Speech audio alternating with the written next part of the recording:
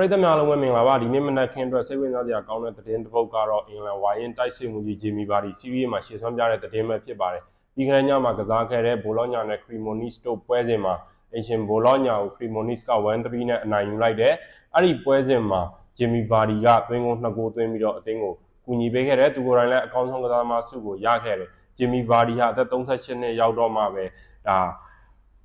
အင်္ဂလန်ကနေပြီးတော့စီးရီးကိုပြောင်းကစားခဲ့တာစီးရီးမှာခရီမိုနစ်အသင်းအတွက်ဒါဒီယာဒီမှာစုစုပေါင်းသူ၄ဂိုးသွင်းပေးထားနိုင်ခဲ့ပြီးခဲ့တဲ့ညမှာဆိုရင်လည်းအကောင်းဆုံးကစားသမားဆုကိုပါရခဲ့တယ်တကယ်တော့ဘိုလော့ညာကိုလွယ်လွယ်ကူအနိုင်ရခဲ့တာတော့မဟုတ်ဘူးဘိုလော့ညာကဒီယာဒီမှာခြေစွမ်းကောင်းတွေပြထားတဲ့အသင်းဖြစ်တယ်တကယ်လို့ဒီပွဲမှာသာနိုင်ခဲ့မယ်ဆိုရင်သူတို့ကဒါ